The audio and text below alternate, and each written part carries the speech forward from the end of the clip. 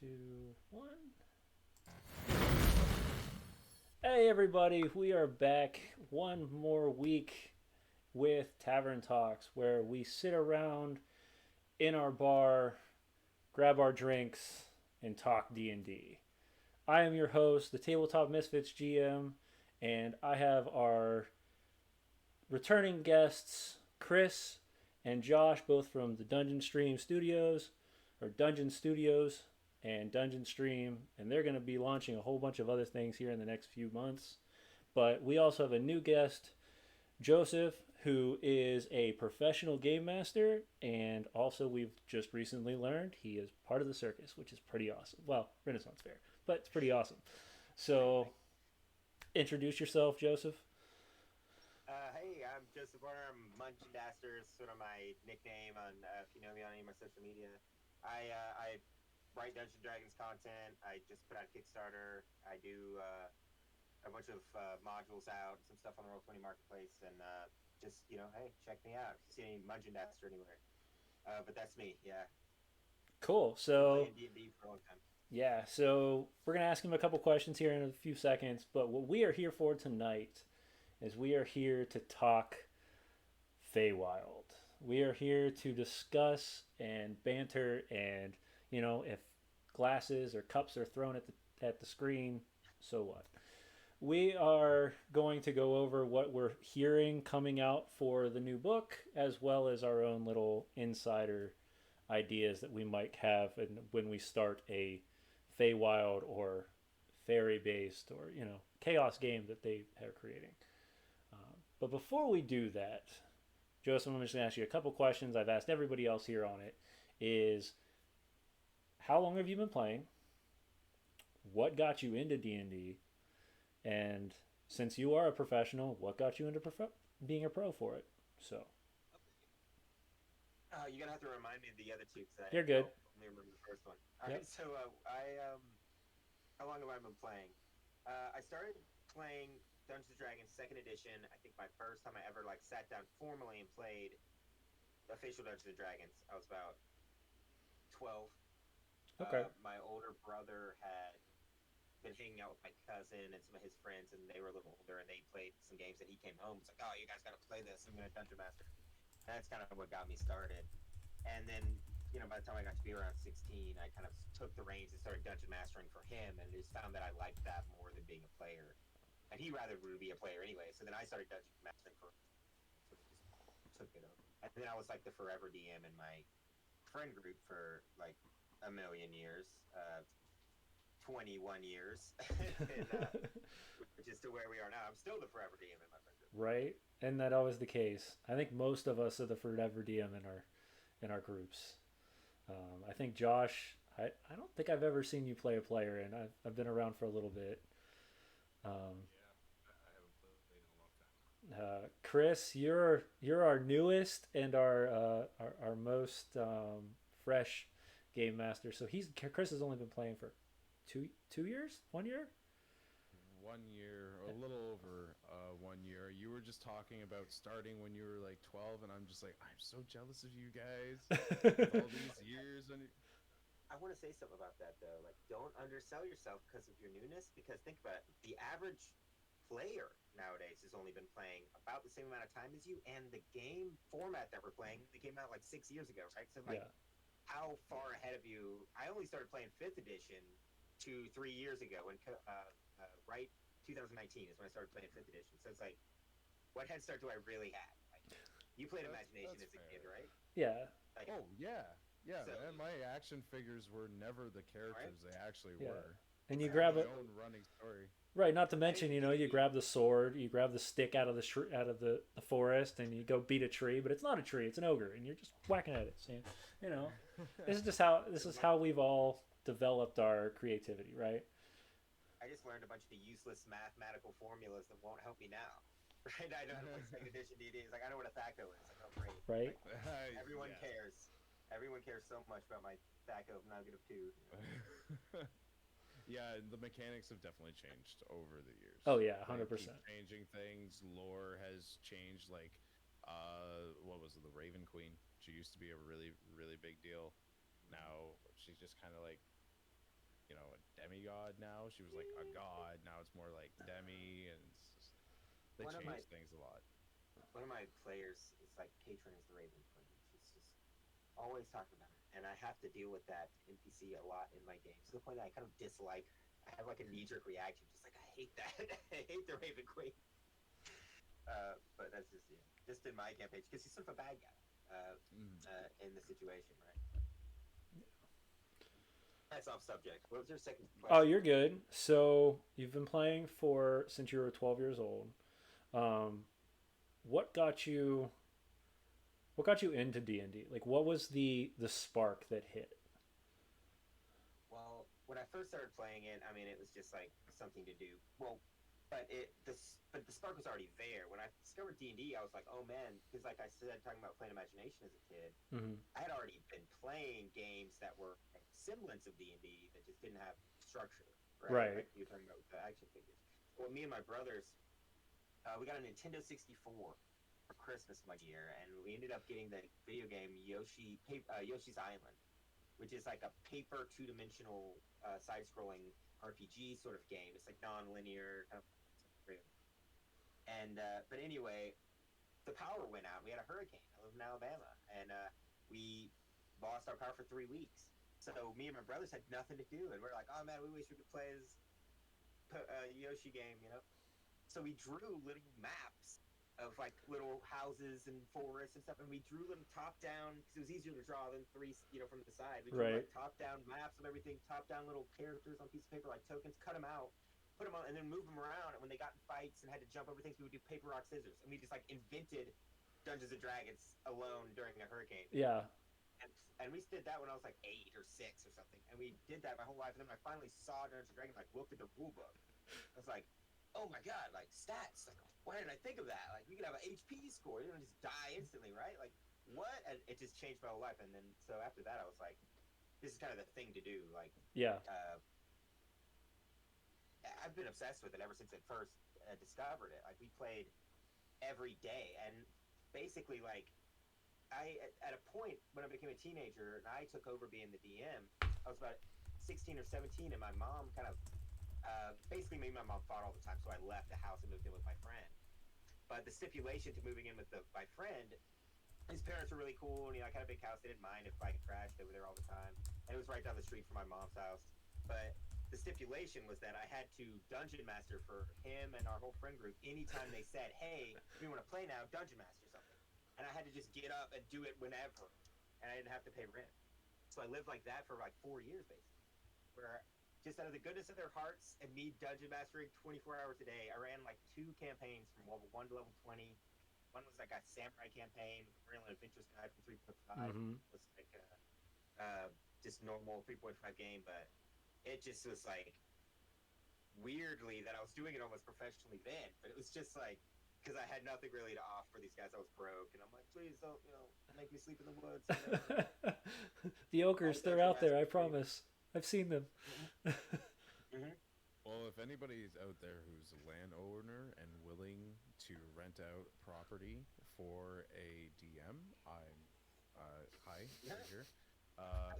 Lee, if you're watching this, because I talk to him sometimes, he's still a friend of mine, and he's in the TTRPG community. He's like a digital social media manager for a lot of big TTRPG companies and Kickstarters. I don't want to name drop him because I probably will get it wrong, but he's a really great guy. And if you're watching this, Lee, you know who you are. Thanks for that. But he basically just like was like, sure, you could crash here, but you have to dungeon master me just anytime you want to. I want to at all.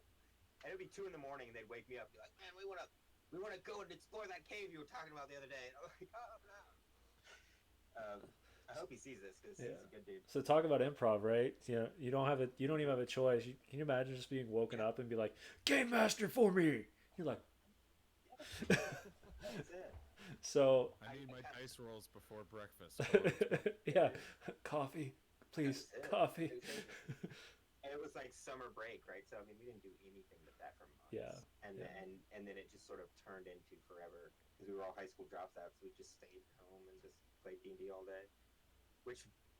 And it's cool though, because out of that friend group, 3 of us have managed to get stuff out in the TTRPG community now and are making a living out of it. Cool. three of the people that stayed in that house during that time. We've all separately, independently done it.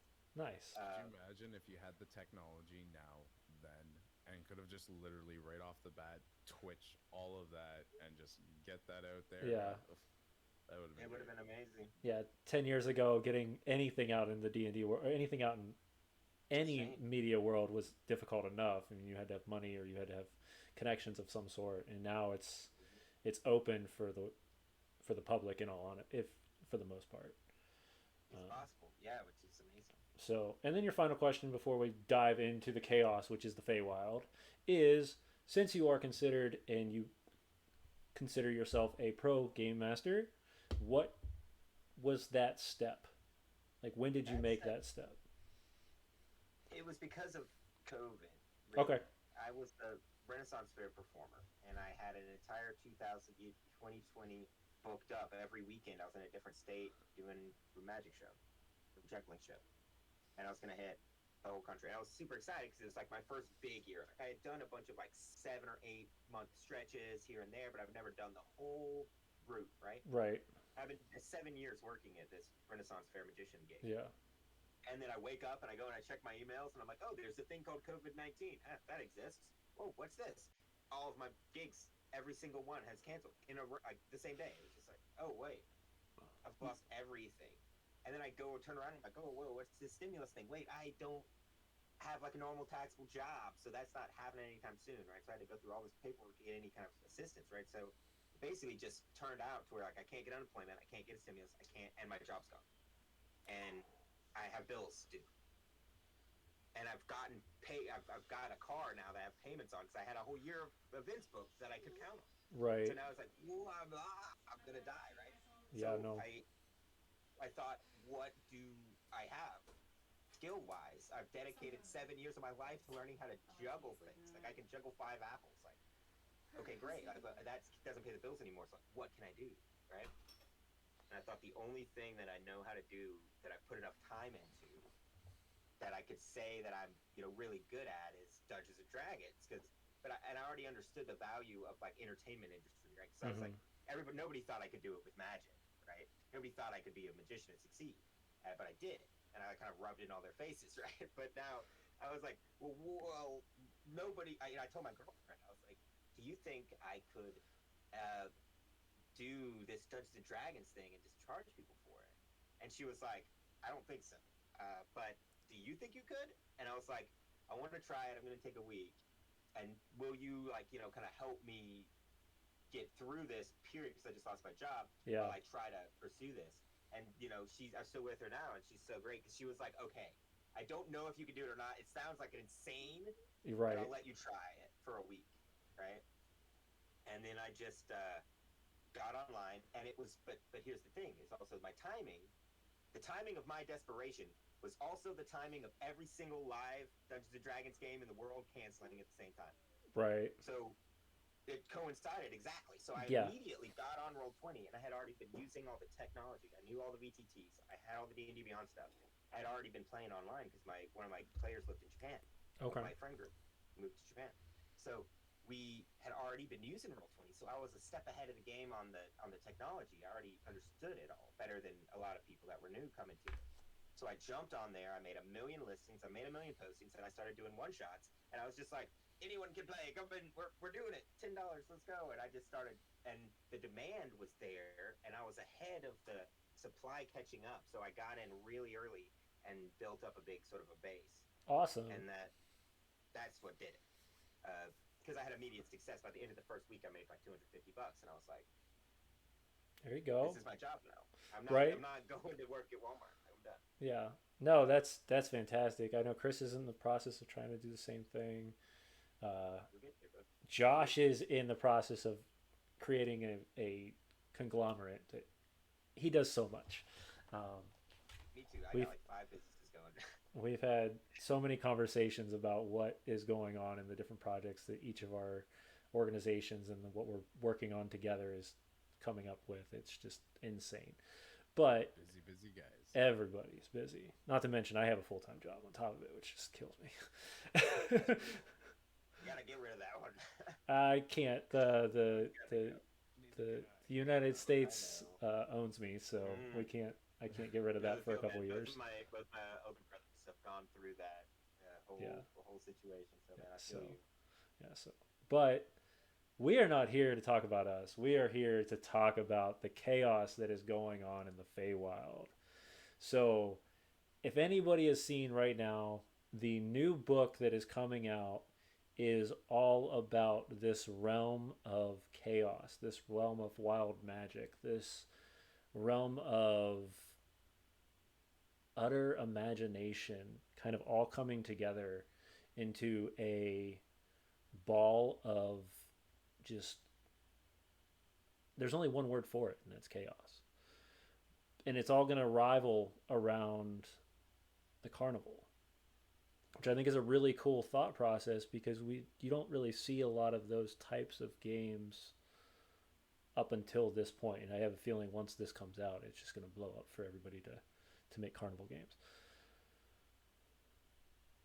I know I want to do it. I've run a carnival game once, Sounds and fun. it was against my will that I run a carnival game. Okay. It's a weird story, but so I'm playing Pathfinder actually at the time with some friends of mine, and I'm telling them, okay, we're gonna do this game, and the name of the game is the Search for Magic, and the concept is you're trying to find out the origin of magic, and that's what your quest is, right? Right. And they're like, oh, this is great and cool, and I love that, right? So they're all into it, and I'm like, you're gonna go to different planes, you're gonna go to the plane of magic, etc., right? And then they, without saying anything to me about it, just among themselves when they build their characters. I mean, because with me and my friend group, like session zero isn't really like a thing because we've known each other for like forever. Right? Right. So we're just like we're doing a campaign. Just get your characters, and here's the concept. Go wild. And they don't ask me for my approval or anything, right? So they come to me with all their character concepts, and they have literally each one of them picked a different circus role. And the main guy's a bard, and he has like a collapsible tent that turns into a like and they literally stage an entire circus. And then as soon as I'm like introducing them to the first town, I'm saying, "Oh, you walk into the first town. Tell me your character descriptions. Roll initiative and tell me your character descriptions, because that's how I like to start. So it's Yeah. new for me and new for them." And they come in, and he just goes. The first guy to go is a bard, and he throws out this tent and starts singing a song about the circuses in town. And everybody comes. There's an acrobat, and a strongman, and stuff.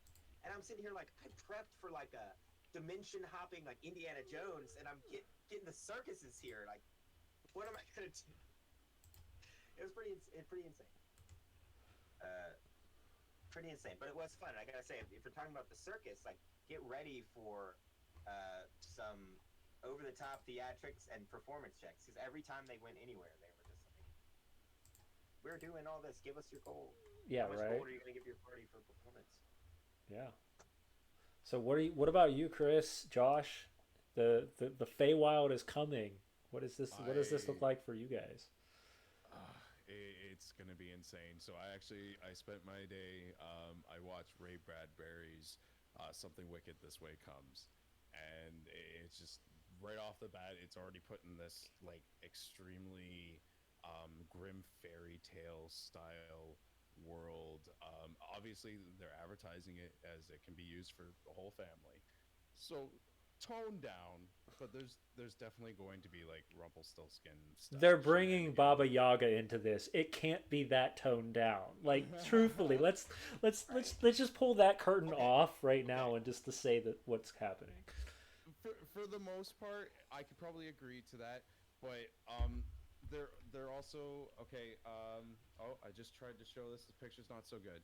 So they are adding this tree ant named Little Oak. He has a tree house that grows out of his back, filled with kids, and these kids have a pet displacer kitten named Star.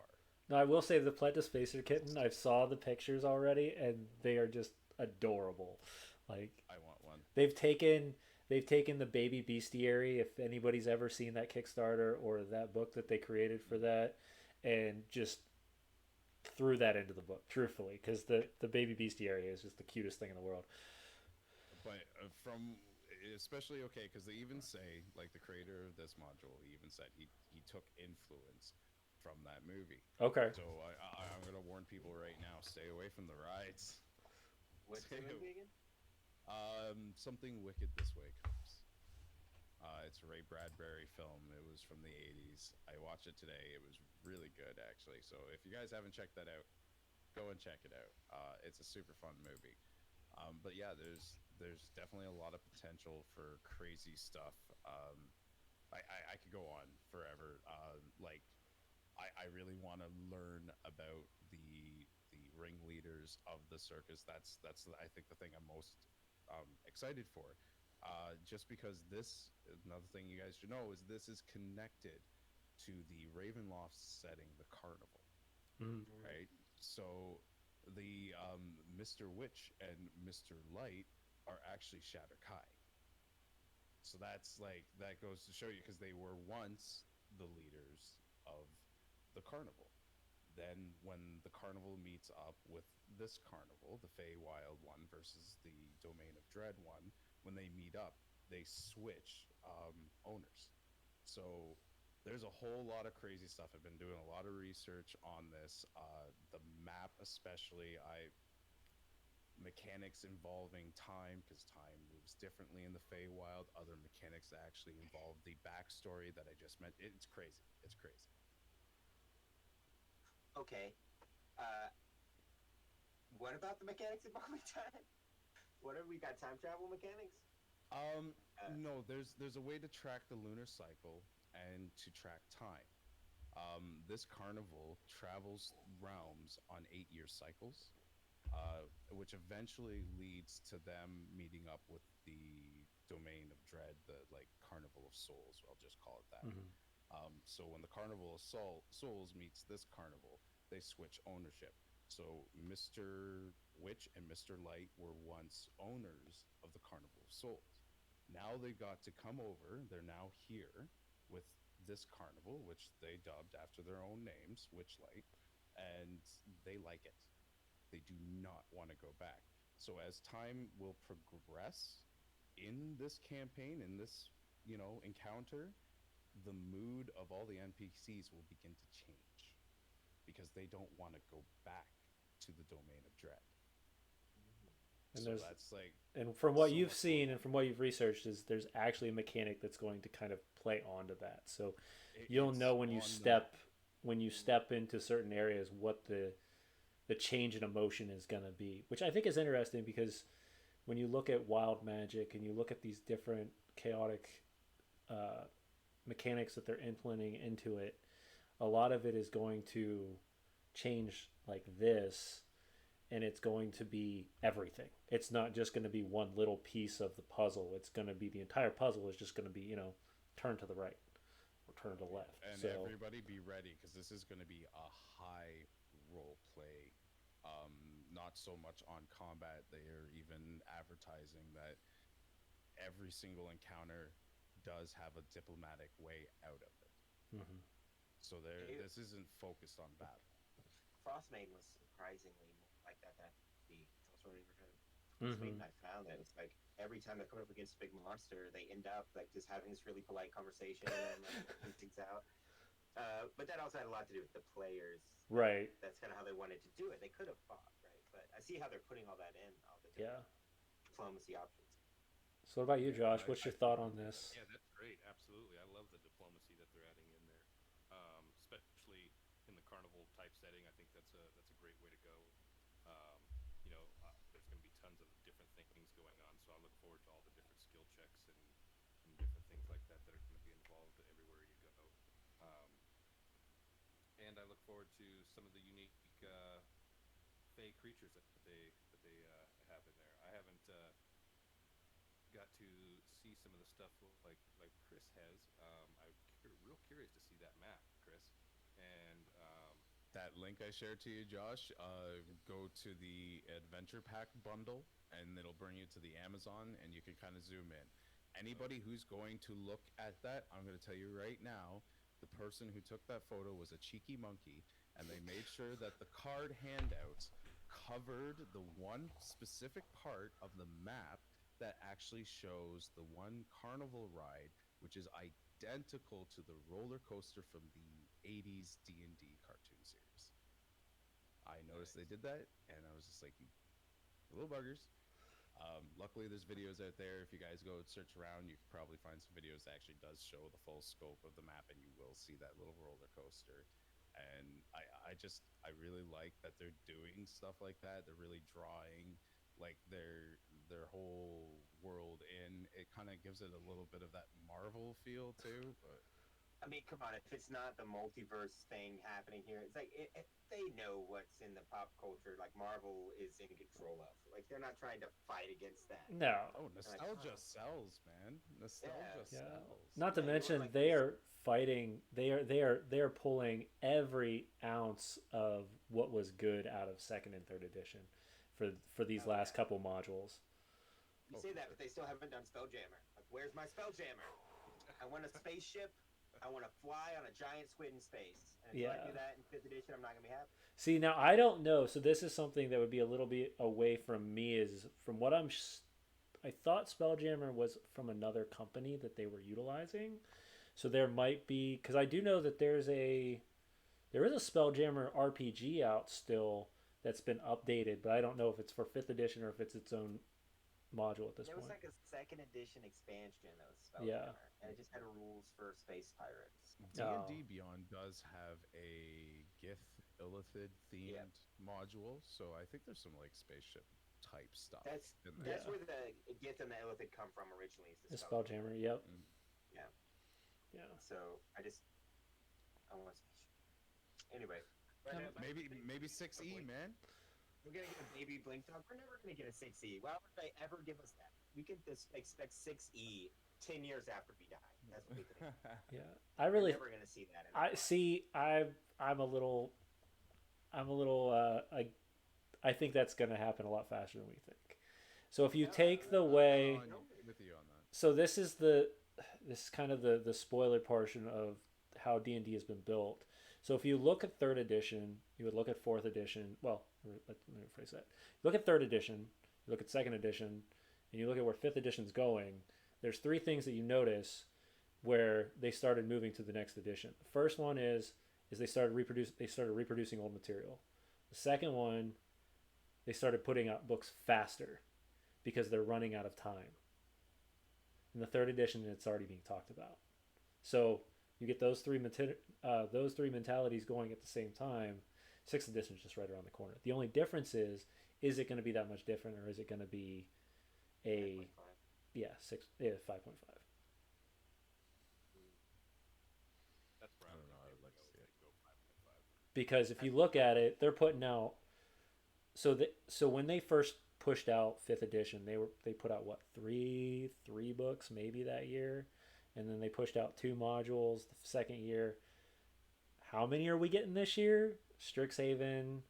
We've had Van Richten's, Feywild, To Fizbin's. interject though that causation and correlation. Because think about it. Also, there's been a huge uptick in player base in that same period of time that the books have sped up.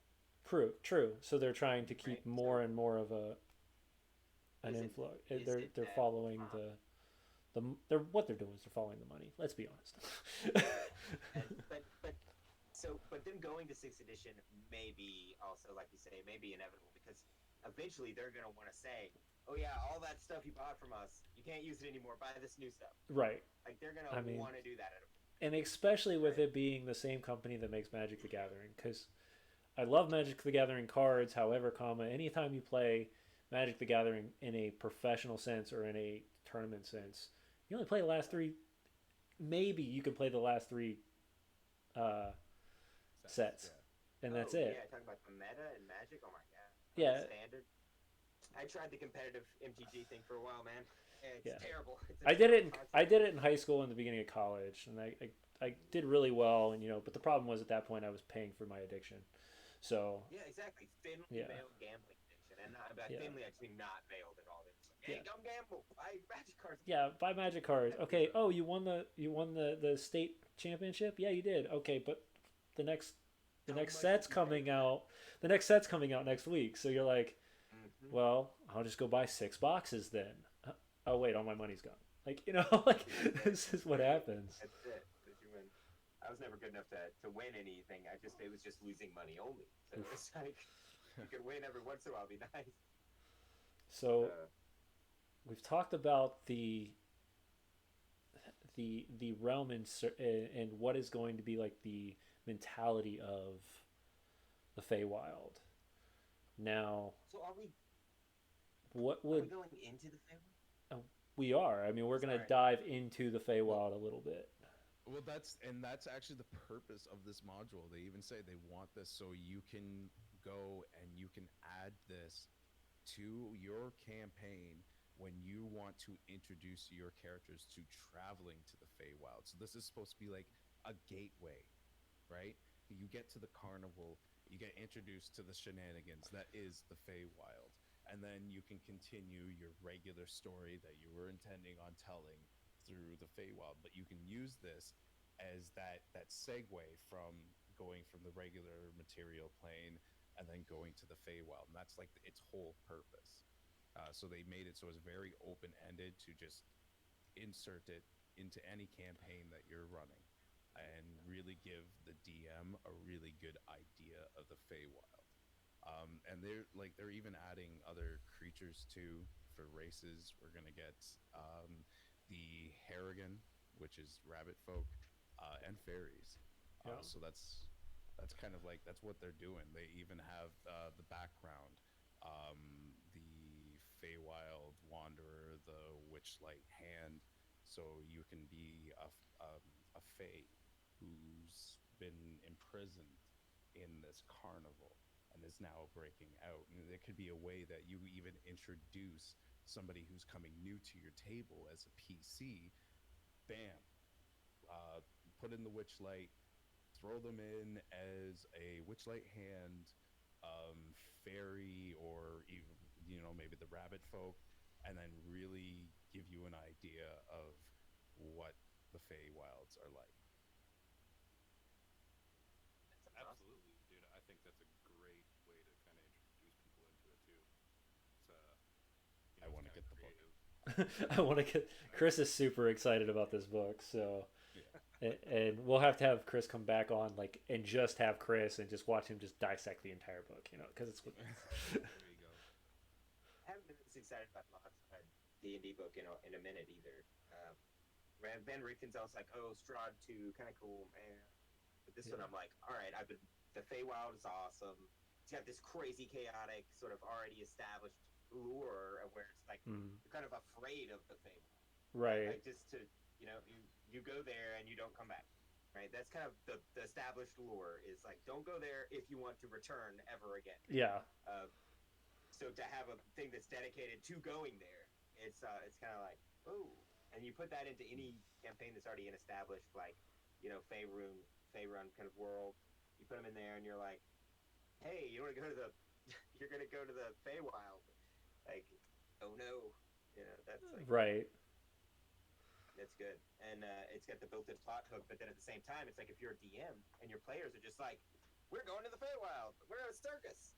It's like you've got something to Right. Yeah. use, and you're not in the position I was. In the middle bit, yeah. Yeah. That's great. I love that idea.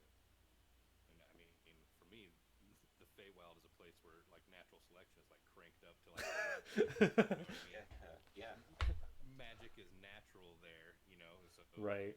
trees grow extremely large. Beasts are unnaturally strong. There's alien deformations going on. Like blink dogs and scorpion boars and just crazy things like that. The Displacer And, Beast. Yeah, but are we gonna get a puppy blink dog? If we get a kitten displacer beast, do we get the baby blink dog? Because that's what I would I mean, definitely Yeah. rule that. For Yeah. Sure. I want to blink. I don't want to displace. Blink is like way better. I want to displace a blinking companion. Yeah. But like you say, isn't the backstory of the Feywild sort of like the gods created it to basically like test out elves and stuff, and they're like testing creatures to go into the material plane, and then when they finished and got all the good ones out, they were just kind of like, all right, we don't need that anymore, and they call it like the first world, and they just sort of forget about it after that. So it's just left to this perpetual chaos of like you're talking about natural selection. Like you might have, some crazy giant owl, octopus, bear running around. Like you never know. Yeah. And like you kind of and I don't know if they're going to have the same mechanic in there. But the sort of my understanding of it, as it was explained to me, is that sort of like places there move around and only really exist there if you remember that they're there. And there's very few places that actually are like constantly stable. So when you go there, there's like a huge possibility of getting lost. But I don't know if that's actually transferring over into this book. I haven't seen anything about that part yet. I do know they're trying to describe it as this is kind of like put a layover of your current world and just make it that much more chaotic. So if you're in a city here and you go into the ancient mystic forest and you actually are shifted to the Feywild, when you go back towards that city, it could be something completely different. And but it lays the main layout is kind of the same way. So the mountains are certain places, rivers are certain places, but they're just more vibrant and more. Uh, yeah. The So upside down. kind of yeah. So it's like the upside down on crack, you know. So, like, usually when you're looking for a Fey crossings will typically exist in areas where the material plane, like this mountain and this forest, is completely identical to how it is in the Feywild. So, Right. Or it's the just a more natural identical. the natural energies are so high that it can pull that portal to get, like Mhm. the it's really weird because the way they're describing this, and it's something that I don't think I've seen in any other edition. Now I could be wrong, and please don't quote me. I know this isn't a dedicated show, but you know, one day somebody's going to be like, "No, he was wrong." And I was like, "Okay, fine, whatever." So Hey, they're describing this kind of similar to how they're running Van Richten's Domains of Dread, where there are multiple domains now called Domains of Delight. And these are, and I don't know if they're going to give us multiple in the book or if that's something we're going to have to wait and see come out later on. But um, it does open up that those pocket domain kind of mentalities where if I go in this portal here, it's going to get me here. But if I go to the one halfway across the world, it's going to bring me somewhere completely different. And if I move here, then oh no, so I went from this part of the domain in the Feywild to this part of the domain in the Feywild, and just at that point, you're just getting lost. yeah. You just imagine you walk into the carnival, right, and there's just you what is the fun room of doors, and you don't realize it, but it's just the carnival is the centerpiece to all the domains, and as you walk in a door, you go into a new one, then you come I back and think that would be awesome. you know and these are just weird occurrences, but at the same time, you're giving that one little focal point of this carnival, which I think is the center of the chaotic energy of what they're trying to implement. Uh, the other fun thing is the creatures. Oh my gosh, the creatures in the Feywild are so much fun to play with because you can mess with your players. I don't know who else is excited about that. I am messing with. Oh yes. I can tie somebody's shoestrings without even them knowing. Yes, watch them fall on their butt. These are these little pranks that you played when you were, 6 years old. The way I play the Feywild, truthfully, in most cases, unless it depends on where I'm at in the Feywild, but I'm playing it as if I'm the kid. It's a childish humor. It's not a adult serious humor. It's very childish. It's very I wouldn't say naive, innocent. Especially when you play with pixies, fairy, certain type of Eladrin. I want to bring a satyr in. I always Yeah, want to play satyr bard. yeah. So I think they're actually bringing in a version of the satyr that you can play that's gonna be different than the satyr that they brought in for Theros. So Mm. Which I think is also going to be fun for the players because us, we're DMs, we're probably not going to get a chance to play any of these races and use these backgrounds, but it's going to be fun to DM that and really have like a Loki type trickster in your party. I would love to see that. I already have some buddies that are currently talking about doing that, so I'm really excited to see what comes from it. Prepare to just prep a bunch and not use it. Yeah. That's what I'm right, expecting for this. Like, I'm never gonna know what they're gonna do. I'm just not gonna do any prep and just be like, surprise I, me. Let's see. I was mentioning this to James. DMs out there, look out for fairy wild shaping druids because a 1 foot tall character getting tossed by a Goliath down a hill towards the enemies, and they wild shape into a bear. So Oh you know, man, we got an Ant-Man situation going on. Yeah. it's already happened to me. So we were talking about this earlier, and I said, well, what would be worse? You know, you get the bear, so you get the one foot fairy that turns into a bear. You know, the 1 foot fairy who can only shapeshift into something as tiny. So now you're thinking like koala slapping to the face and scarring. So it really depends on how your players want to play it, but you can play both directions, which would be a lot of fun. Oh, for sure. And then imagine once you start getting higher up and you get the wild shaping, so then you can fly and swim. So now you're chucking eagles at people's heads. It's carving people's eyes out and stuff like that. Personally, if it was me and it was and you were fey touched or you had some sort or you were a fairy and you were shipping wild shaping, I'd kind of let you use some of the fey creatures too. So I mean, if you had to, as long as the CR level was good enough, if you wanted to be the I'm going to shapeshift into a blink dog, then blink behind you and bite you. That would be really cool, but I'd also be very afraid of that. Right? I'd be Yeah. afraid of it. I'd be like, because like the beast part of Wild Shape is like its only checks and balance feature, right? It's just Yeah. like, yeah, you can become a crazy monster. It has to be like a beast. Yeah. Yeah. It's got to be a beast. Right. Yeah. So So fine, I'm gonna poof into a 6 foot a 6 foot in diameter cockroach, and slam into him. Yeah, exactly. Like, there's got to be some Feywild beasts, right? That are like that. Yeah. So the I'm other. sure we can expect some new UA stuff coming Oh out yeah. in a short little while that'll be Yeah. expanding on this, so that'll be cool. Yeah. I think once the catch comes off, that's what's gonna happen. Is it's gonna be what they see the drive from this, right? So right now they're pushing the different types of books that they're prepping to come out. So they've released stuff in UA about Strixhaven, which is all the magic guilds. They've done this Feywild stuff. They just released Fizbins, which is my most exciting thing. It's why I picked either one because I'm really excited about both. I'm a huge dragon fan. Like that is the pinnacle of my Jam love. Dragons, buddy.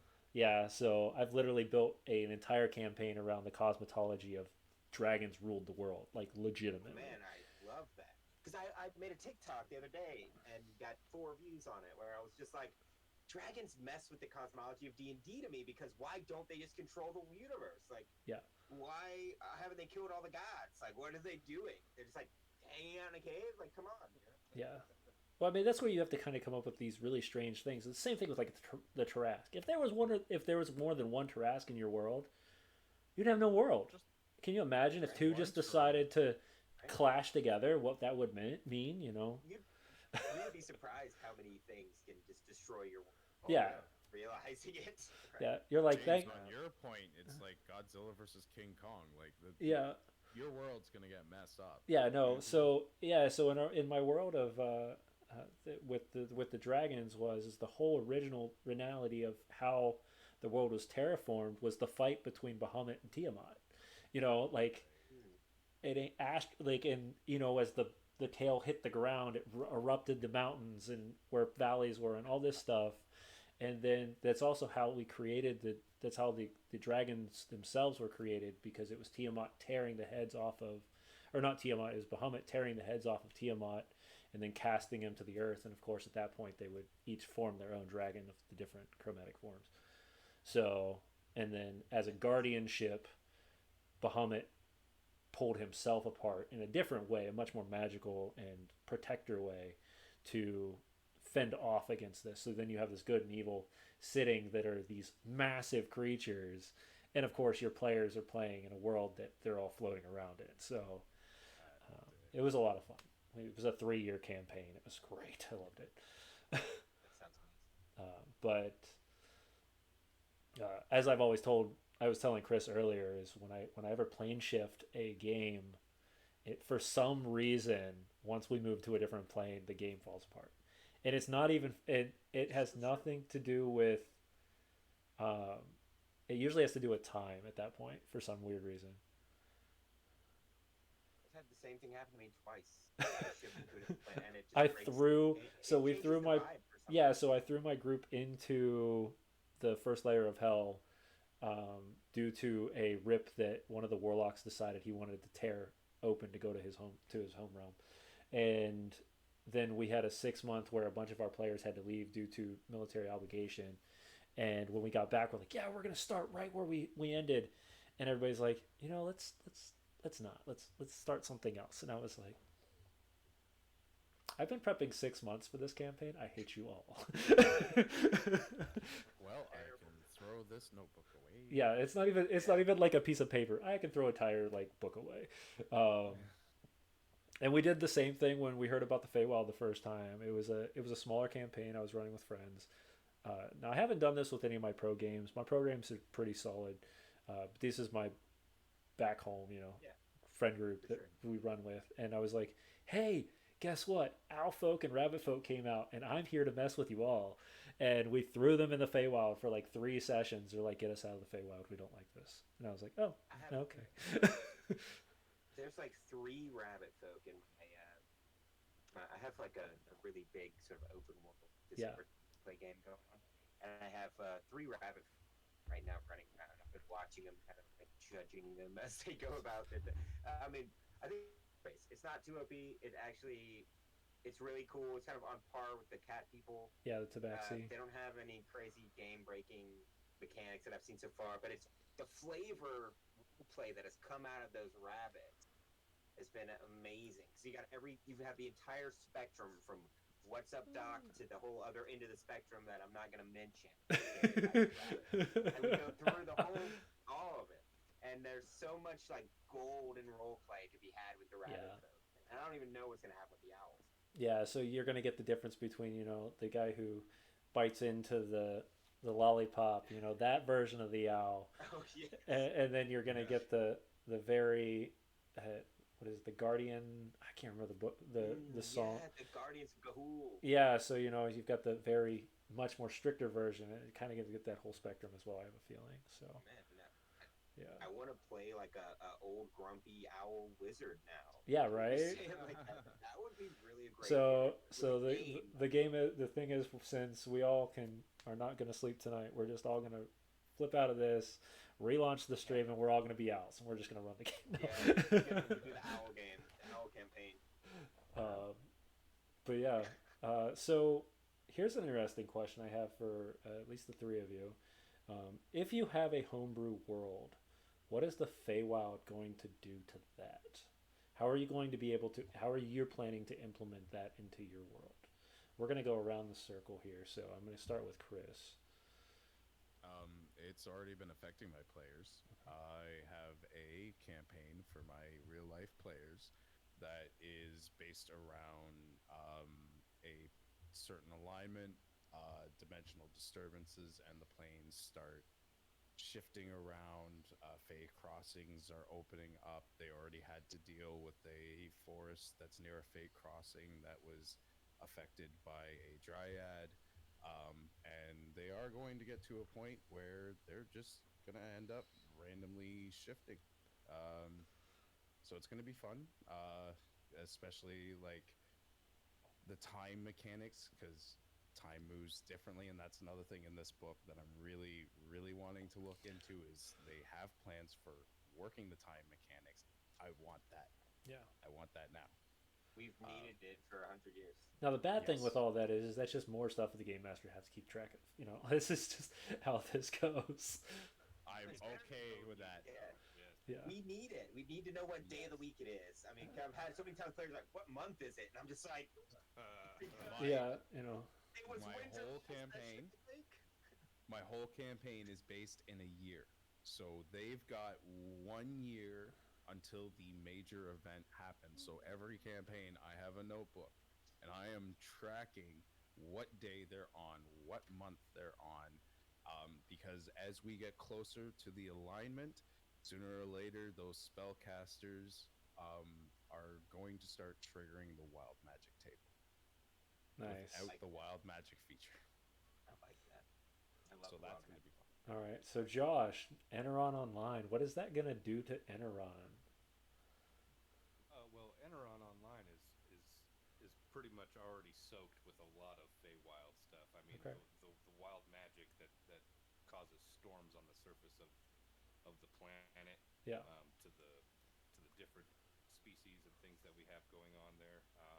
But we are going to be adding in a lot of this some of this newer stuff that's coming out.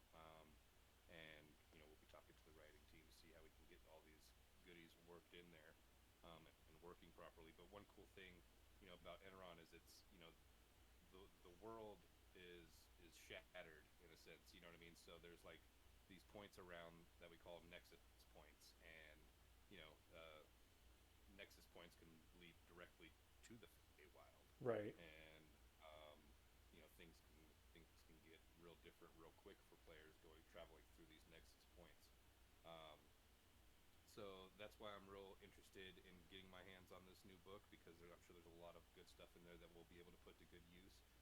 Especially that time mechanic that Chris is talking about, that is so direly needed, especially for a lot of things that we have working on. Yeah. That would help tremendously. Yeah. So it's going to be interesting because the way you talked with the Nexus points and then how you brought up Spelljammer, like that's what that's how I picture the Nexus points, right? So if you pull through a spell, like you bring the Nautiloid through the Nexus, and then you're now seeing the. It's hard to explain because you start diving into the whole multiverse mentality of you're going through the Nexus and you're seeing all the realms around you, and you're like, which one do I pick? What is going on? Everything's manipulating so fast, and We even have it put into the lore that because of these nexus points, that certain events can happen. So we have these floating ships that go through the skies. If somebody claims that they saw an Elder Tempest, because these things can just pop out of a nexus point, you think you see a big storm cloud, and you make a really good perception check, and it looks like there's a flying serpent in the cloud. yeah. That's a good sign to not go sailing today, boys. Oh yeah, no. So you mean you're taking the the elemental princes from the Princes of the Apocalypse and implementing those that way, like Zaragoth and a couple of the other ones where the elemental tempest or the elemental earth prince and those types of things are really crazy, and I love the elementals. That's a lot of fun too. Running that module right now, actually. It's a wicked module, man. It's so solid, wicked. man. It's pretty good. I'm just like about a third of the way into Okay. it, and they are loving it. It's good. Yeah, it's a lot of fun, and it's super simple to run because it's very. It gives you Just enough combat time. all the time. Well, yeah, so it gives you enough to room to if you want to move different areas, and you can let them kind of roam, but there's enough story that drives them, and if they're good, I wouldn't say they're good players, but if they're players who really want to enjoy the game, they're going to follow the player hooks, and that's one thing that I've talked about before, and that's something that I know a lot of game masters have talked about is you give them the player hook, and you have this sense of expectation that you've put work into things, and as long as you give them a reason to die for something, they're gonna die for it 90% of the time. So Yeah, my party just has just killed everyone they've encountered, like full left deep in a pit of a dungeon. They don't even know where they are. Yeah. Either on this quest, they're just like Right. cultists, get them. But they're having a great time, and it's been really fun. Yeah. I think they're like looking for a dwarven delegation that they don't really get. yeah, delegate? Nah, what the hell with the delegate? They just keep Hey. going. I'm like, you don't want to go back to town, or they just keep going. Yeah. Are you guys planning on buying the book at all? Have you guys looked into that? Definitely am. Yeah. I've Okay. got the 5%. I've got the legendary bundle, so as soon as that thing drops at like 30%, it's gonna be a click buy. I'm gonna probably get it on level 20. I So I run all my stuff through Foundry, so I just do a I D&D also do import, and I don't have to have that extra bump. Yeah, I also do Foundry, but I do Foundry and Roll20. Roll20 is a little more accessible for a lot of my players. Oh, But, interesting. my homebrew stuff, I use Foundry. Yeah, It's easier for some. It's easier on their computers a lot of times. interesting. Yeah, that's possibly I would true. definitely Yeah. recommend to get the one with the adventure bundle kit. I've been looking at that. I've been eyeing it up. Comes in a box that's felt lined, so you get 2 dice trays out of it. Right. Yeah. And they're A just trying to map. improve their book writing. So here's the thing: is they're gonna do this, right, and then you're gonna have companies like Beetle and Grimm that launched the Platinum Edition that's going to be like $300, but it's going to have so much more. Like, if you guys saw the Platinum Edition for either Rime of the Frost Maiden or Strahd 2.0, it was phenomenally different. Yeah, The giant coffin case. the It's giant so coffin cool. case. Yeah, yeah, but it's cool, but it's $165. You know, like I don't have it, but it's cool. Um, yeah. But I think the PDFs are pushing heavy enough for things, and you get a lot of the handouts and stuff like that. So if you're an online gamer like the most of us have had to become, it's not that we all choose to be doing this, but it was what COVID decided. The true evil of the D&D world for a while was the pandemic, right? And then we had to rally up the heroes and decide a different way of killing the quest. So, or getting through the Which quest. So, ended breathing new life into D&D, oh yeah, right? 100%. Like, Foundry went through the roof.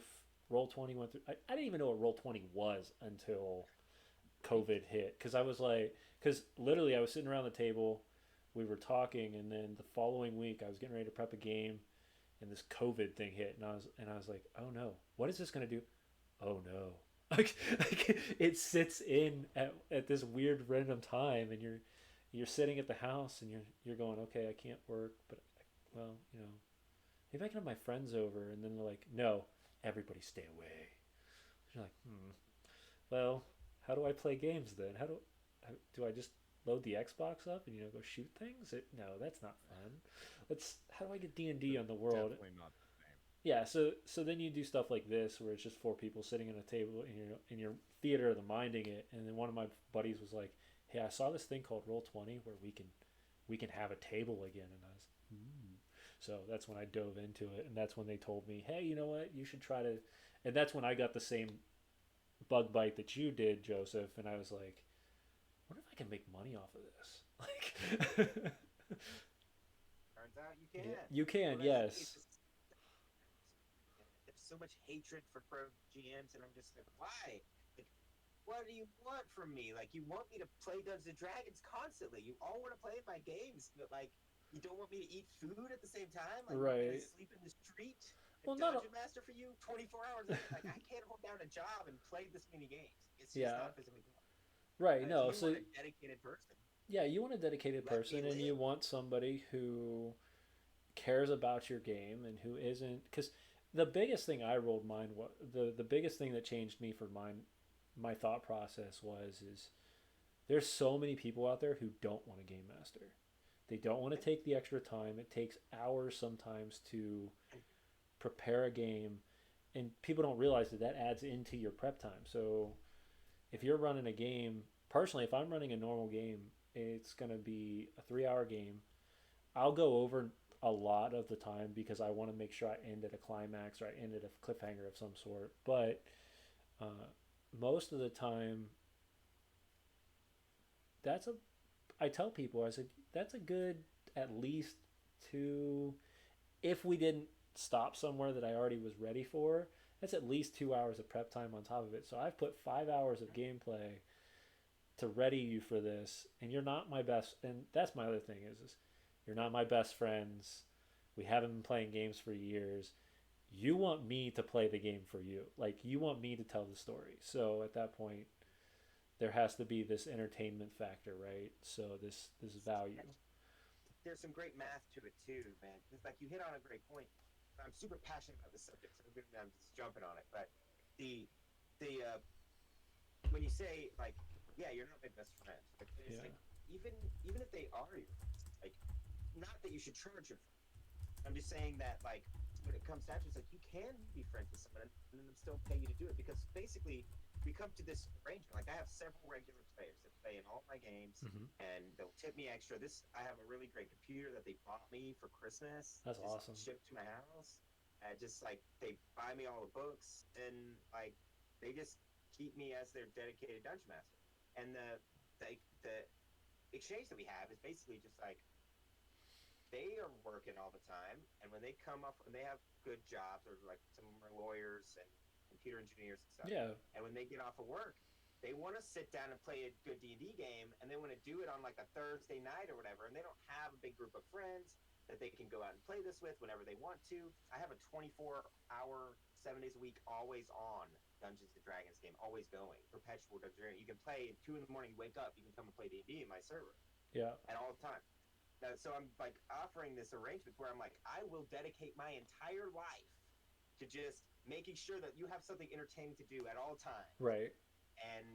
But you have to like kind of take care of me. So Right. they have them on my Patreon, and they also pay me per session. They do all this great stuff. Yeah. But the arrangement isn't so much of like you want to play with me. It's just that like I can't, this can't exist without an exchange of value, because there's no way for me to survive and put this much effort into a game without getting compensated for it. Like, Well, not only and that, I'm not but asking for the money. yeah, well, not only that, but you got to think like this is entertainment for a lot of people, and this is entertainment in a very personal and experience. It's a personal experience. So you go to a movie, and you're gonna pay $15 for an hour, 2 hour movie, right? And you have no interaction with that movie. You sit there and do nothing, and you're doing it with your friends, but nobody talks. You're really not socializing in any way, shape, or form. And people are realizing that D&D, specifically tabletop role playing games, have so much more to offer than just a dinner and a movie type mentality, because you build these relationships with people, both real and fake. You build these relationships, or these stories, and these memories.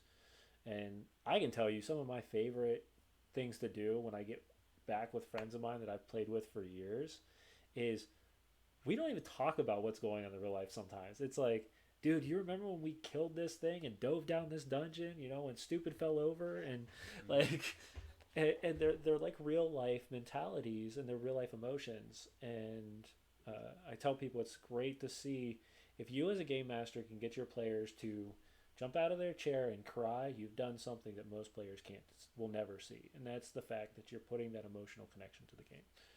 And one way or another, there's always been some kind of monetary value to running D&D Yeah. campaigns, because even before DMs started charging, which is becoming a big hot topic right now, especially in social media. Yeah. At least stores, you pay $5 for a table or $10 for a table, whatever the store is charging. Yeah. And literally the store is like, I'm there supervising and make sure you guys don't steal stuff. Yeah. But you're not even running the campaign, buddy. Yeah, no. Exactly. You're renting a spot to, Yeah. Right, exactly. So it's like, why not have the DM get a little bit like it's not like every DM just kind of pulls their story out of a hat. Right. What they don't also realize is that it creates a better game. Like your game experience will be better if you pay your dungeon master, because then your dungeon master can afford to prep for 2 hours before your camp every day. Yeah. Exactly. Like I'm running 2 games on Sunday, so I'm 12 hours of work on Sunday just for D&D. On a Sunday, doing 2 games. So I'm about to say, boom, boom, boom. I'm doing 6 hours. I have 2 hour break. It's a full day's work for anybody sitting at a computer talking and typing. So like, and why shouldn't you get paid for that? but that's the thing. It's like I do, but my players understand it. The mentality that we have for each other. It isn't a like, oh, I'm like the entertainer and you're a fan. It's not a like, oh, you're buying this from me or whatever. Because I come from the magician sort of background. So the whole concept of a magic show is that I am not giving you anything, and you're paying me at the end and saying thank you. You're going to give me money, smile, and thank me for taking your money, and I have given you nothing other than dopamine in your brain. That's what it is. That's it. All right, so you're going to smile and you're going to have a great time. At the end of it, you're going to remember every moment. You're going to feel so great. But you know what the thing is, like, that's real. People, Netflix, that's all they do. The America's biggest export is media.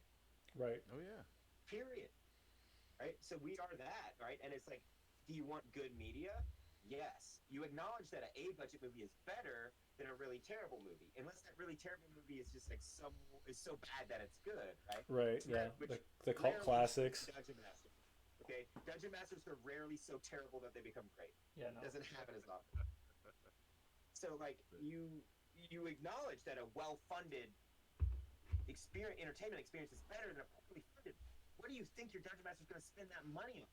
Yeah. They're going to like, if I pay my dungeon master, they're going to start relying on me for food and stuff. It's like, yeah, of course, but going to do with their free time is sit there and like, make Dungeon Master stuff for you.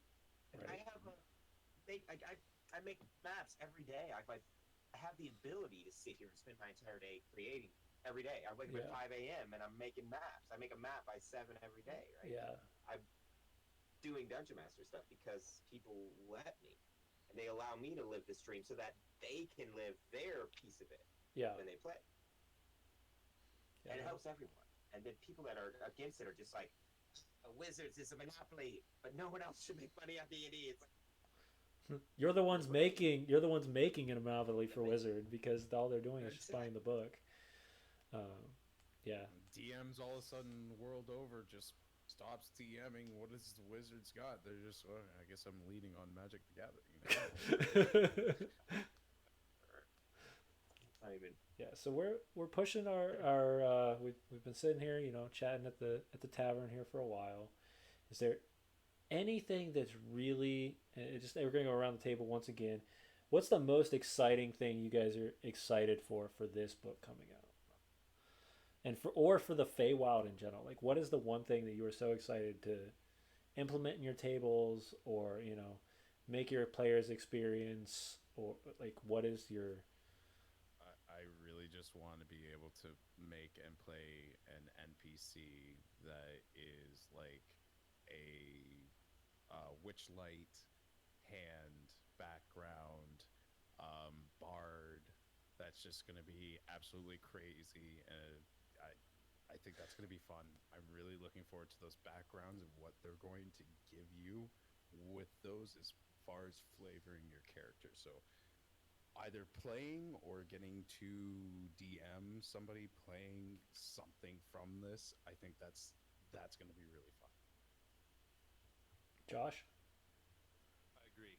So I am looking forward to not only the location of the circus itself, being able to just have that whole thing built and ready to go, and all of the ideas in a nice, neat little package. I think that is wonderful. I look forward to that, and then also, the NPCs. NPC ideas, I love them. So when I can get a chance to bite into some new ones, I really dig it. So that'll be what I'm going after. Cool. Joseph? Well, I'm excited about the setting in general. I really love the circus aesthetic, and I'm really excited about the Feywild and all that. But what I'm actually honestly terrified of having a 1 foot tall PC involved in anything. Is I'm already like thinking of all the horrible things that's going to do to my life. I'm going to be like that's really smart. Like, that's going to actually have a really big in-game effect. I don't know if everyone's thought of yet. Yeah. A flying 1 foot. 1 foot. So they're making. They're making fairy only 1 foot. Right. Yes. Yeah. It can fly. And it can fly. Right. I didn't see if it was going to be flying. It's a fairy. If it can't fly, is it really a fairy? It is going to have a flying speed. So look forward to that. I'll tell you guys right now. Like, I had somebody before UA even did the fairy race. Mm-hmm. I had somebody homebrew one, and I got them to do one that was going to be flightless, so it wasn't too broken. It was still broken, man. Yeah, it was still broken. Throw them in the chimney. There's so many applications of this. Yeah, it's gonna be insane. So just a heads up. So I pulled it up to see what the race is going to actually. So they're going to be considered small. They're not going to be considered tiny. So that's going to change things a little bit. So you're not going to have the tiny fairy. The mechanic wise, yeah. They get a serious amount of bonuses that's going to mess with players and mess with game masters very bad. So they do have the fairy flight, which is their flying speed is equal to their walking speed, and they can hover. Yes. You can hover. So anything that's on the ground, you're going to pass over. Can you imagine a rogue fairy? We have issues here. Oh, yeah. This is so scary. Right? Like, the flight is magical and does not require the use of your wings if you have them. So you don't even need their wings. So if you get your wings cut off, you still fly. Hear me out though. What's worse than the rogue is the invisible wizard fairy flying around yeah, right. without Oh no. concentration. Yeah, Fly with no concentration on yeah, an invisible wizard fairy. So yeah, you're concentrating on invisibility, flying around, yeah. fireball land. Where are their ability bonuses? So their ability bonuses. So this let me rephrase that. So as anybody that comes and watches our show, this is coming from the Unearthed Arcana version. So this could change in the book. So this is coming directly from the Unearthed Arcana version. So their ability bonuses are going to be when determined. Oh ho, you choose. Right? When determining your character's ability score, choose one of those scores by 2 and a different score by 1, or increase 3 different scores by 1. So they're flipping the Tasha's mentality into this race now, stating there is no there is no guarantee. So You we can gotta pick wait till whatever you want. September. No, that's not Those what are I'm the saying. So when Tasha's came out, they gave the lineage ability, which allows you Oh yes. to change your ability scores for a race. This is just saying Yeah. there is no ability score adjustment. You pick two on one race, or pick two on one score, and pick one on another score. That's going to be in the player's handbook. They're going to reprint the player's handbook and take out ability scores for races and Yeah, replace it with this. It's the yeah, new mechanic. It's just default now. yeah.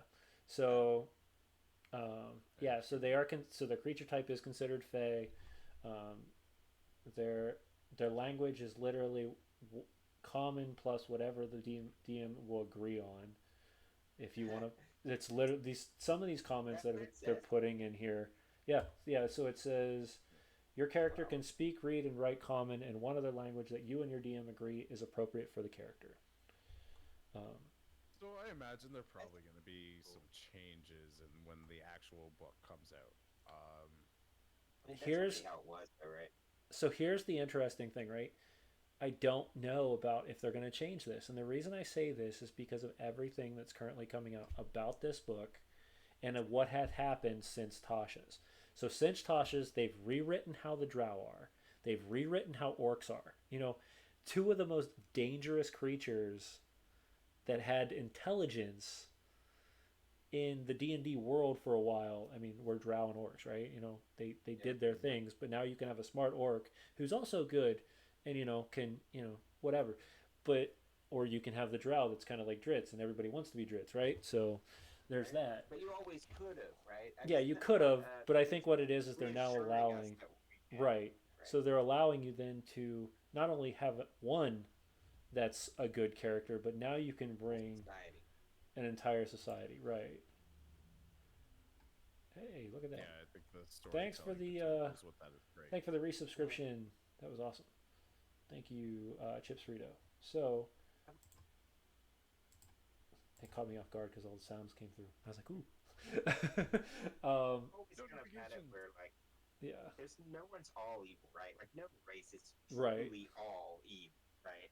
Like, that's how it's about done it. Uh, Like, Knowles Alignment mechanics just everybody like Knowles are pretty evil.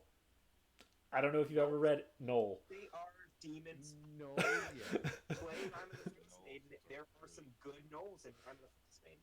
They're starving to death under like an ice sheet, Yeah. and they're begging you for help to overthrow their like dictator.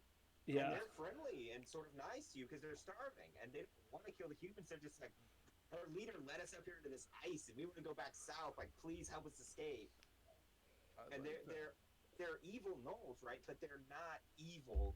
They're just starving and Right. on of a demon and kind of misled hyena Yeah. people. Yeah. Like, they aren't like inherently like you're always the good guy in your own story, even if you're a gnoll. Like, even the gnolls Yeah. believe that they are good. Right. Yeah. So yeah, it's interesting. So I have a campaign, right, that is all evil players. And I told Yeah. players, I was like, listen, if you're going to play evil, you're going to play evil smart. You're not going to play evil dumb because I'll kill you if you play evil dumb. And mind you, these are paying players, but I had to be conscious with them because I was like, you know what? We won't have fun. You won't have fun. If you're just going to murder hobo everything, it's pointless. What is this game A for? lot of times, at that no point? is fun. Yeah, you're right. So we we had this conversation, and they were the ones that I said, when you are ready to portray your evilness, you can do so, but expect consequences. And they did it very subtle. They did it very off the cuff, and I was like, wow, okay, that was a great way to portray the evil in your characters. But like I said, they're all elves. Most of them are high elves or wood elves. I mean, they're not the dark elves that everybody thinks are always evil, but this is what I'm saying, and they do believe that in their story they're still the heroes. I mean, that's how their characters are played. Um, Back to our fairies. So the only thing that is going to allow you to do the whole the 1 foot thing is they have what they call Fey passage. Now this is kind of like the rat, So you can squeeze through a space that is as narrow as 1 inch wide. Oh my god. Oh, yeah. There we go. Here come the doorways. You just go near the door and just whoop, and you're back into the next room, right? I can't wait for this, man. So It's like an ooze. That's right. the ability from the ooze stat block. Right. So, and like I said, I don't know if this is going to stay, but this is what they're showing right now at the race. They seem to have pulled. So the races that they're showing right now that is the owl folk, the rabbit folk, and the fairy, and they also have the hobgoblin. But from what I've heard, I think they pulled that one. So They were doing hags as with it. see, I thought so Hags? too. You see? I thought yeah, Hexblood. So, Yeah. yeah. That was in the Ravenloft. Oh, yeah, I think they pulled that and they moved it to I think they moved it to the Ravenloft. But still, nothing's out on D&D Beyond where I'm looking right now. So, for the hag blood, but I think also that the hag blood came in Tasha's. For us, like they kind of hinted at it in Tasha's with the whole idea of lineage. So, and then it went on farther with the Van Richten's Guide to Ravenloft. So, you can have a lineage that connects you to the hag, but there is no such thing as like a hag, like an actual hag race. So Yeah, because I mean, a hag is sort of like starts as something else and then sort of becomes. yeah, so it's a corrupted elf. I mean, if you really, I mean, that's how they're created. Depending on the depending on the lore, of course, but yeah. So I just know they make great pies. That's all I know. yeah, I think great this pies, material is bake going to be really candy. good for like making a like glamour bard character. I think that's going to be really good. 80s hair metal bard. That's Yeah. all the. His name is Jables. Yeah. He worships a elder Sylvan named Dio that wants him to go out and create the greatest band in the world. This is what Okay, we're gonna there you have. Which one of us is gonna play it? Run that? Because I'm playing. I'm not gonna be the dungeon master. I'll run it, man. Yeah. So Perfect. if we could get a bunch of game masters, what I would want to do sooner rather than later would be great is to have a rotating game where your only choice is you have to be able to take on the role. So, and bring in 5 dungeon masters who are always forever dungeon masters and go, okay, every 5 games you have to dungeon master. However, you always have to stick to the story. That's I cool, feel like that's a great way to make 5 people just hate each other. Oh yeah, 100%. But then you have to really get into that mentality of the yes and you're gonna have to. I've heard of people doing that. Yeah. Eh? I have too. I Yeah. have people that are doing it right now on TikTok, and it's working out for them. Like you said, it's really about the collaborative storytelling. Yeah. You gotta be like ready for that. Yeah, you have to, Yeah, and you are have to following be the same TikTokers as I am. Oh, probably. dude, there's only one dude. Exactly. They're probably following each other, and they don't know it. Yeah, probably. A real talk. Like after this, get up with me with your thing. Yeah, absolutely. Yeah, we have to sit down and talk because I have to figure out this new mentality of media that I don't. I'm trying to be the old fogey that's pulling away from this one. I'm trying to stage a coup on TikTok right now. If you guys up my back, like we can take this whole place over. I got you. Yes. We'll talk about it later. Right. I can't give out my secret plans. Yeah. So, is anybody in the chat? I know we've got a couple people still lingered around. Is anybody here that has any questions about the Feywild or D&D in general, or anything really? We're here to like I said, we're sitting in a tavern, so we'll talk about anything truthfully. But if not, we're going to close it down here in just a couple minutes. I invited a buddy over. I wonder if he made it. If you're there, hi, buddy.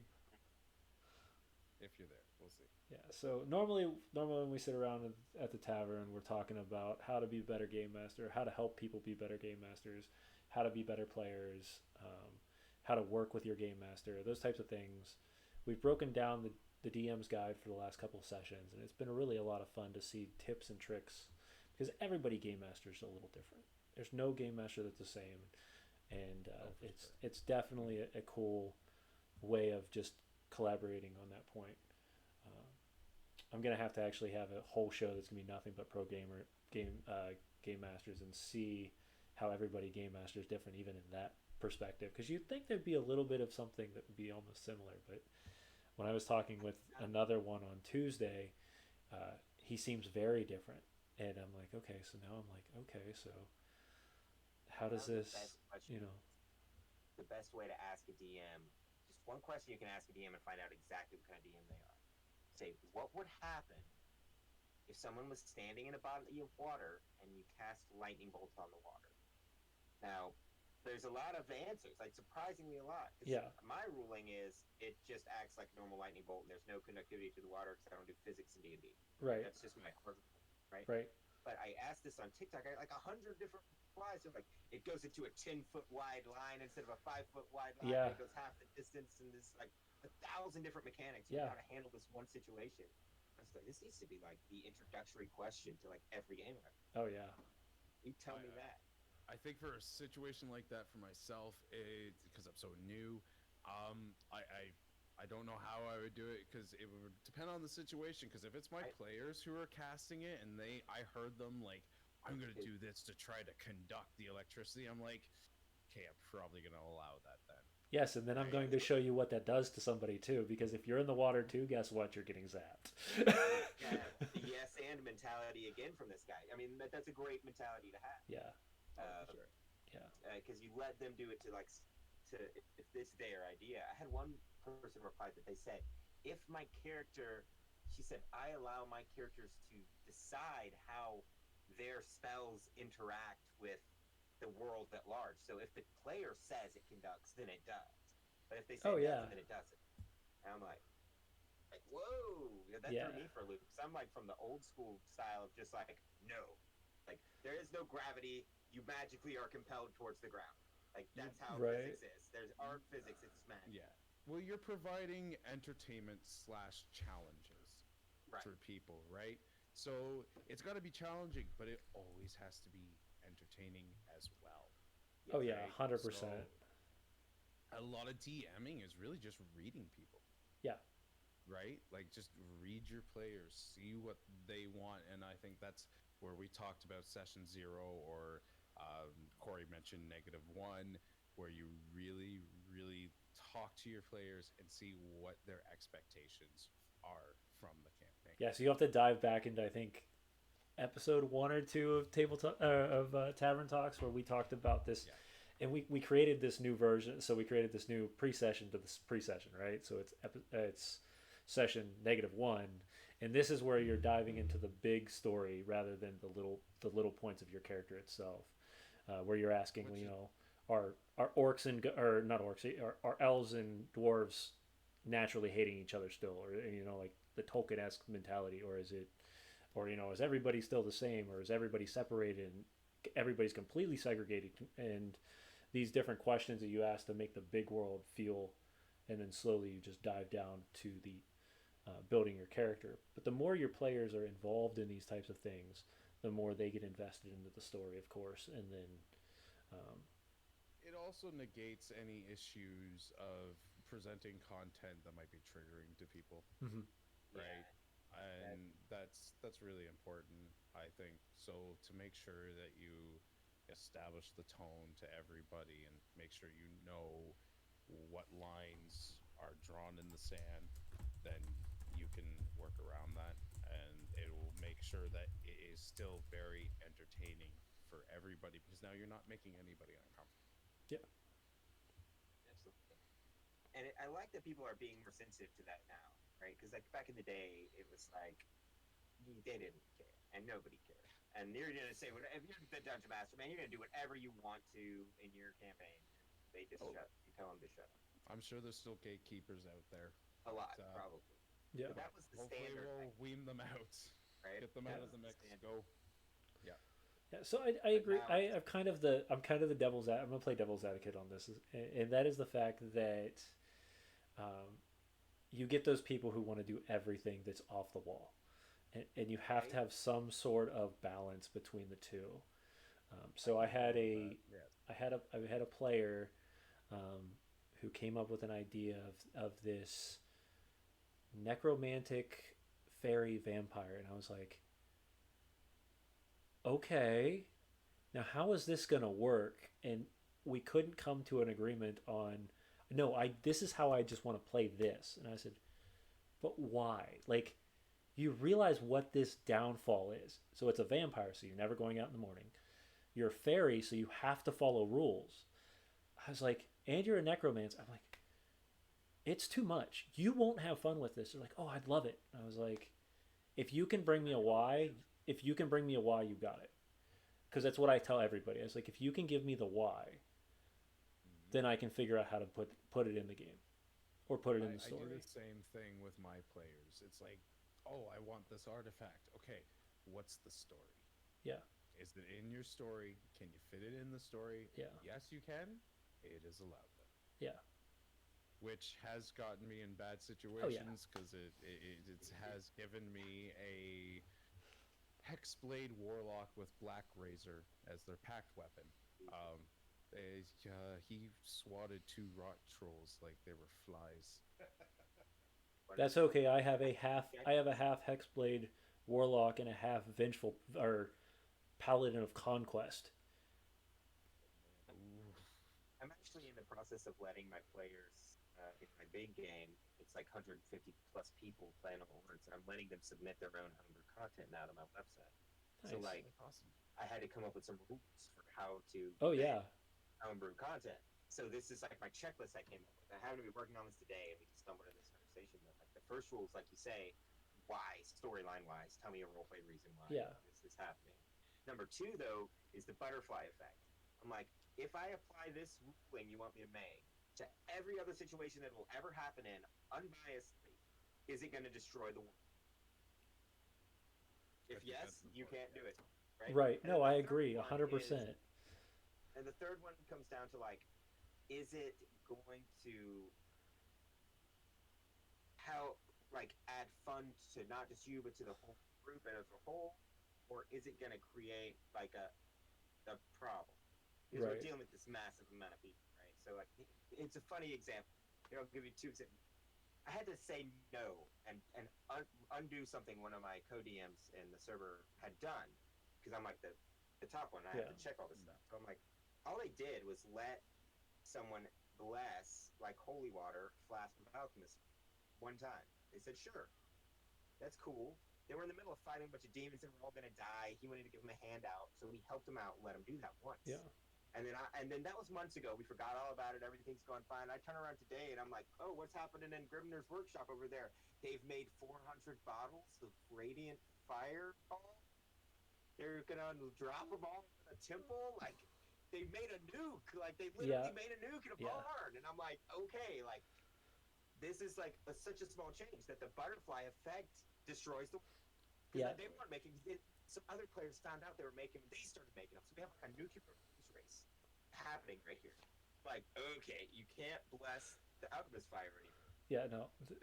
The gods of the world have realized that this is going to crush everything. It's time to stop. And on the counter side, this other guy comes to me with this totally different homebrew thing. He says, I want my character to be from the library of Candlekeep. Yeah.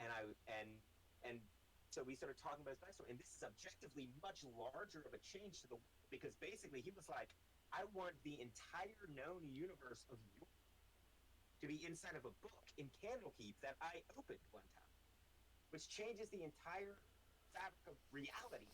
And I was like, sure, I don't care at all, because there's no butterflies. It doesn't anything else in the game. Nobody else gets to do that. So I was like, absolutely. The whole thing's in a book now, canonized. Like, it's done. But huge change. versus adding 1d4 radiant damage to a vial of Well, it becomes fire. so it's the difference between a role play change and a mechanics change, right? Exactly. So Yeah. I like to do the same thing. I usually ask players, I was like, is this going to mechanically change the game? And they're like, no. Yeah. Okay, cool. No matter what it is, Yeah. we can figure it out then. Because I love to give my players the ability to come up with unique ways that their characters are not only unique in how they're playing the character, but actually giving their own touches to spells or ways they attack or things like that where it doesn't hurt the game, but it just gives so much more flavor to the game. And Chris, you have something on the tip of your fingers, and I'm watching you do this. So tell me what's on your mind. Okay, I gotta know about your character that you had, who had the whole library story. Did he get advantage on arcane checks and history checks? He asked for it. And And you know what I told him? no. No. I have this policy for that, which is I say no unless yes. That's what I always say. Okay. So it's not a yes and, it's a no unless yes. So I say no, you can't. Unless you role play for a full day going there and role play the entirety of your study, and then you come back and you have advantage. I like that. Yeah. Yes, So if you do the work, you can. yeah. So there's a game master out there who's been writing D&D for a long time, Matt Colville, and he has what they call cinematic advantage. And this is something I've implemented into my games for years now, but he just capitalized on it because I'm not a YouTube sensation, right? Right. And it's the idea is if you want to cinematically try something that makes it more exciting to the story, and you pass a skill check, you get advantage on either your next roll. And this could be the same thing as you're like, I'm gonna go back to Candlekeep. I'm gonna go through the tomes of the ages, and I need to figure out what this mountain is. Like, okay, cool. Now you can, because you're taking the cinematics of it and you're adding it into the game, right? So then now you can have the advantage on it. And have him describe it as a full-on montage with like Eye of the Tiger or something. Yeah, right. Yeah. Toss the Another crazy call music I and had everything. I had some people saying, "Oh, because this is an open RP text-based D&D game that I'm dungeon mastering very loosely. Like I don't go in there and or manage them. Right? They're mostly RPing with each other. But somebody comes to me and they're like, it's a bunch of people staying in the inn and they're not paying for their rooms. They're just staying in the common room at night, and it's unfair to us that are paying for rooms. And what do you want to do for this? Are you going to kick them out? Yada yada yada." So I go in there, I take the barman icon, I take over his voice, and I go in there and I'm just like, and I make an announcement officially that everyone who doesn't pay for their room has to roleplay being a homeless. And the barman is going to be mad at them all the time and give them their drinks last. And I just, and that's the whole thing. I was like, this isn't America. We're not throwing you out in the street. You can stay in the common room, but you're a homeless person, and we're going to make fun of you. And now they're all paying for rooms. But that's like the crazy kind of homebrew stuff. Another guy asked for a suit of armor that resurrected him, like literally made him immune to death. He's like, you auto-stabilize at the beginning of your turn if you're wearing this armor. I'm like, did you think this through? Like, Yeah. you can't just never know. So yes and no. Because there is actually an item out there called the Parapet of wound closure, something like that, which literally does that. It's a D&D item that's been out in the game for years, and they're like, yes, you can do this. It's in the DMG. Josh gave my monk a amulet that pretty much does that, but it dissolves. Yeah. After it resurrects. Yeah. And this isn't, but that's not the only thing it did. Okay, it also was like a +1 pursuit of plate mail. That oh yeah, no, that's not how that works. Spell storing with greater healing. No, you have an artifact at that. You have an artifact on you at that point. Yeah. Like. The only thing I took away was the stabilization. I was like, you can keep the spell storing and you can keep the +1 stuff, but I just took out the auto stabilize. She's level 12. I mean, it's kind of at that point, it's okay. Yeah. Right. It was hairy. Yeah, so the Periap of Rune Closure, while you wear this pendant, you stabilize whenever you are dying as the start of your turn. In addition, whenever you roll a hit die to gain hit points, you double the number of hit points you restore. That's super amazing. Yep, and that's I mean, been you in, and can't- that's in the basic rules. You can still die, but you just have to be killed extra. Yes. So within one turn, before your turn comes back, they have to stab you 3 extra times. Now, I don't know about you guys' game masters. This is definitely something we'll have to talk about on another channel because otherwise we're going to be here for another 3 hours. And that is how you play monsters. And I think we might dive into that next week because that'll be a fun one to talk about. So, on that note, everybody clink your glasses together. Come back to the tavern next week while we talk monsters and the mechanics of monsters. We will see you all then. May you all have a wonderful week. And once again, come back to the tavern.